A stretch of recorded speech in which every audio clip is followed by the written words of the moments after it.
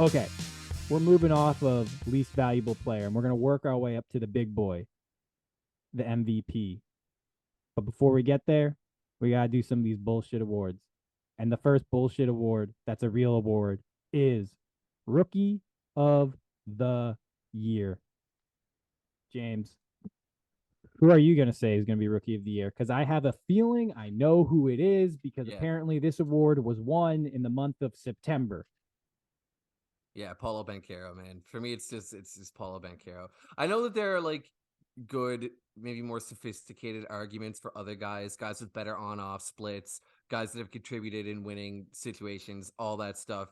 But for me, okay, first of all, we talked about this privately recently, but I don't like to factor team success into Rookie of the Year because there is an assumption that the better rookies are going to bad teams because of the lottery system. So I feel like it punishes guys.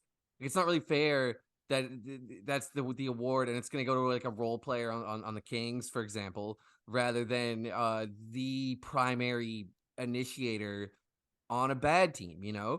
Also, Orlando significantly improved this year. I'm not saying that's all due to Banchero, but It's like actually in spite of Banchero. well, see, the numbers might reflect that, but I think, but but having a primary initiator just kind of has a holistic effect that sometimes I think you can't measure to an extent. Well, we can measure that when he's not playing, they're better than when he is playing. Okay, sure, Granted, yeah, the offense does. I'll say this, the offense is like relatively the same with him on and off. Um, it's really the defense that improves significantly when he's not on the court, which I don't think is a surprise based upon his prospect background. No one expected him to be like a great defender, and no one expects a rookie who we even think is going to be a good defender is going to be like super impactful unless they're Evan Mobley or something. I think I just think that it's like any argument against him is overthinking it in a sense. Like he just kind of is the rookie of the year, man. He just statistically So the most impressive rookie, carried the largest offensive load. okay, so Paul Banchero didn't make my top three. I know. But I did say this. I said the Paulo Banchero gets the Spinal Tap Rookie Volume Award because he got the most volume, and that's how he put up the best box score stats. I think this is my feeling. I'm going against how Rookie of the Year voting tends to go because I don't like how that award tends to be voted. It tends to be this: what rookie got the most shots, and what rookie do we think is going to end up having the best NBA career? I've heard people say like, how could you give it to this guy? He like you're gonna look so silly in 5 years when the guy who finished second ends up being a better player. The Rookie of the Year award is about one season in this guy's career. It's not about what we think this guy's career is going to become. You know what? You know what award it goes for that? That's called the NBA draft, first overall pick, which Paulo Banchero won. He won the award for which rookie we think is going to be the best in the future. We don't need to cement that with a rookie of the year award, right? I personally just want people to reevaluate how they think about this award in what rookie came in and helped his team win the best as a rookie.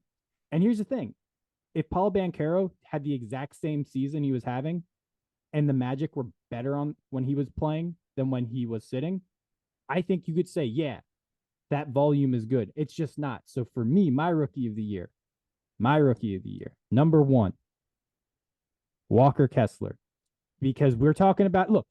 I don't think Kessler is going to be a better player than Paolo. I don't think Kessler is a better basketball player than Paolo. But I do think this. I think what he's really good at, he's actually really good at an NBA level.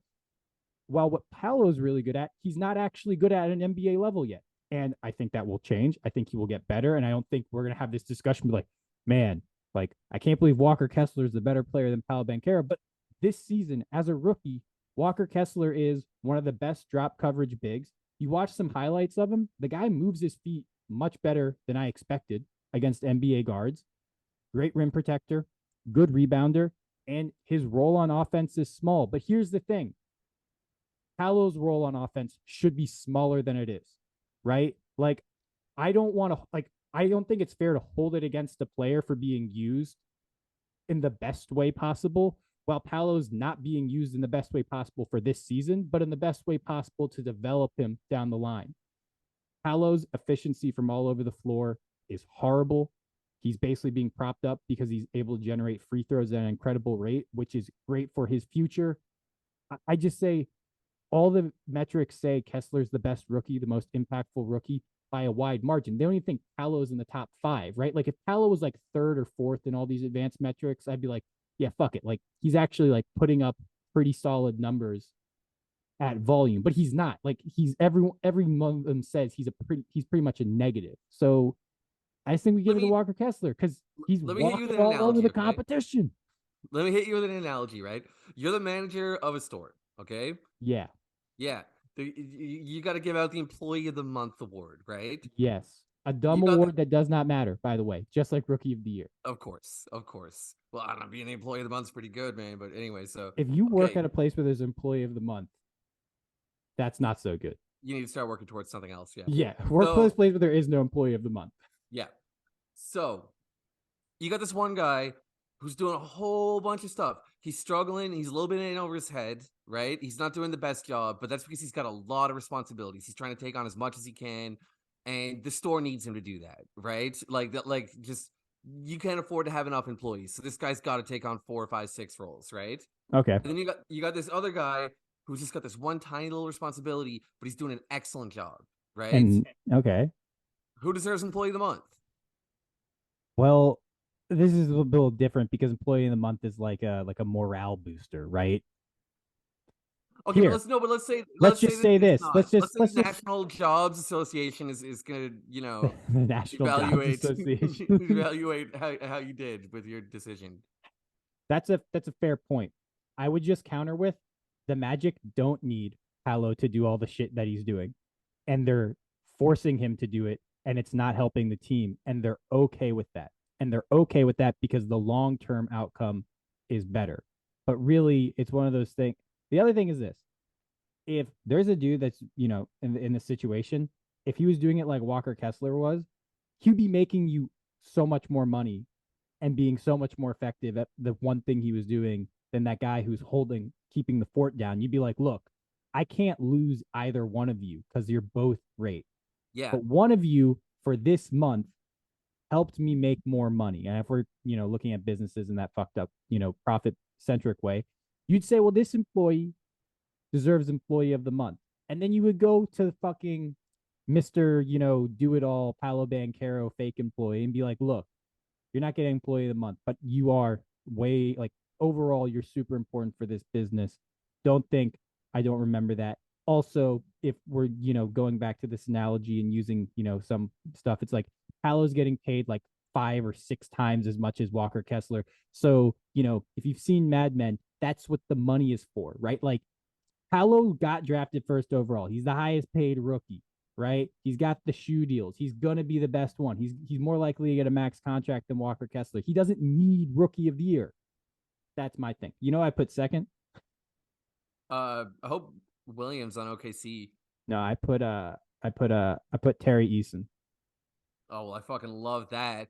I mean, Uh, I think look, some people don't even have him on their all rookie second which team. that's ridiculous. I don't like. I think he should be a lock for all rookie first team. We'll talk about that later in a different episode. But Tari Eason, if you haven't looked at it, the dude's incredible. I mean, he's an elite.